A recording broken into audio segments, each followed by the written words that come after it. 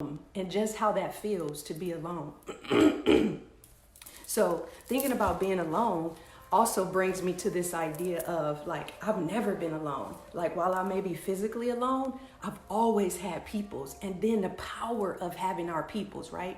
I'll tell y'all, one of my favorite authors, Ta-Nehisi Coates, he wrote the book Between the World and Me, and he captured like a lifetime of feelings for me in one paragraph, in one phrase. And I want to share with y'all, and then I'll get into what I want to offer to those people who are shelter in place and they're sheltering in place alone, okay?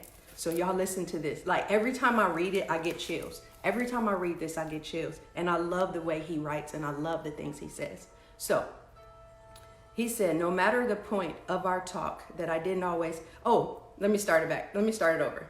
He said, no matter the point of our talk that I didn't always have things, but I always had people. So that phrase in itself just like blows my mind. Just, I always had people. Like that's how I feel. It's like even though there's times where I am alone and I feel alone, but I always got my peoples. And he said, I had a mother, a father who I would match against any other. I had a brother, and then he goes on to describe all these people in his life. And just the power of people, the power of like us having each other, even if we're not physically together, the idea of if I think of you. And that came up yesterday because my daughter had her orientation for her advising for being a freshman in college, right? And so it was scheduled for 1:30, and then she came to me and she was like, Mom, can you just sit next to me? And of course I was like, yes, of course I'll sit next to you. But just that experience of when somebody is present with you, or you just know that you got people that you can call on or that you can think of when you're physically alone, right, y'all? So I want y'all to think about that. When was the last time you experienced somebody requesting your presence? Oh, I love that. Just requesting your presence. You don't have to say anything. You're just there with them. Or you requesting another person's presence, right? Like, even though they're not there with you, like y'all, when I think about the fact that I got my uncles and my aunts and my cousins, like, I feel powerful. I feel like nothing can stop me when I think about the fact that I have my husband and my children. And so just being able to call those people into my mind are so powerful. Another experience that I was thinking about was, there's my timer. That's 5 minutes, y'all. So I'm gonna move into what I want to offer you all today that we can share and extend out to those people who are sheltering in place. So how about I just transfer to that? Because y'all know I could tell stories forever. So I want us, and I keep looking down at my notes because I don't want to forget this. I want to offer us this loving kindness meditation. And I want us collectively, I want all of us to offer this loving kindness meditation to those individuals who are alone and sheltering in place, right? So this Metta Bhavana, it's about cultivating love, right? It's about cultivating love. And Metta, M-E-T-T-A, simply means like this unconditional love. This love that, it's a love with wisdom though. It's a deep love with wisdom. And what does that mean? It has no conditions, y'all. This love has no conditions. It doesn't depend on whether one returns what we're offering. It is not restricted. It's not restricted just to friends and family or only those people that you like. That's what Metta is. I love thinking about it. There are no expectations of returning it, right? We offer this out and we don't have an expectation of getting something back, y'all. And this practice is about softening our mind and our hearts, right? There's no obligation in it. It's just a presence of being, softening, and offering.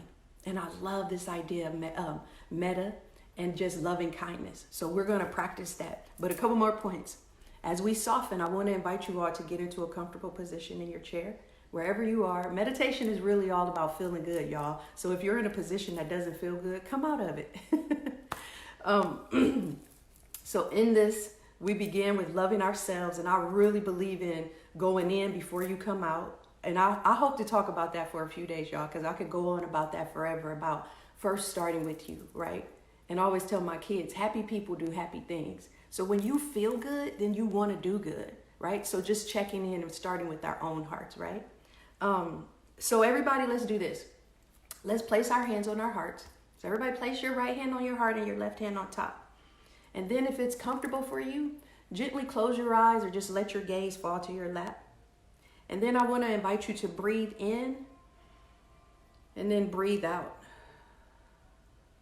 So do that again and breathe into your heart center and then breathe out of your heart center. And while you're here, see if you can drop to a place of care inside you, right? Drop to a place where you find care, compassion, strength, health, and safety. And then we're going to bring this love into ourselves, this awareness of our love for ourselves. We're going to bring it in and then we're going to send it out. And let's be intentional about sending it out to those people who are sheltering in place. I got plenty of people, y'all, that are in their homes by themselves right now. And I want to send this metta to them, this love and kindness. So you'll repeat these words. May all living beings be happy. May all living beings be as healthy as they can. May all living beings be safe. May all living beings flourish and thrive. And then I want you all to pull on that. And we are going to take this internal sense of identity and bring it to ourselves, right? So repeat, y'all. May I be happy.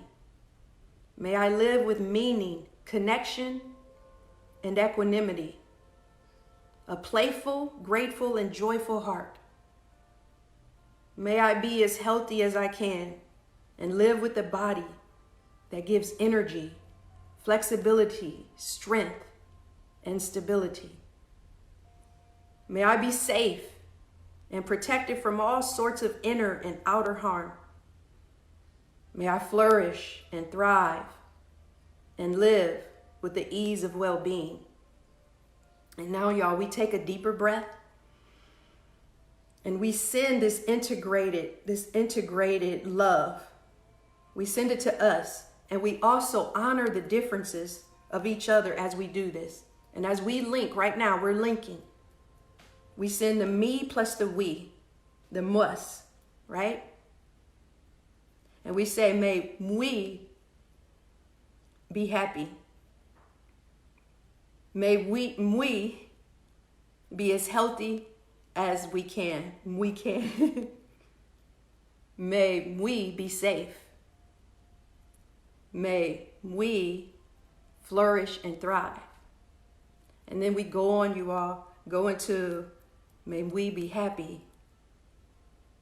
May we live with meaning, connection, and equanimity. And then I want to invite you all to continue with yourselves for today, inviting this we and this loving kindness to your heart so that you can send it out to others.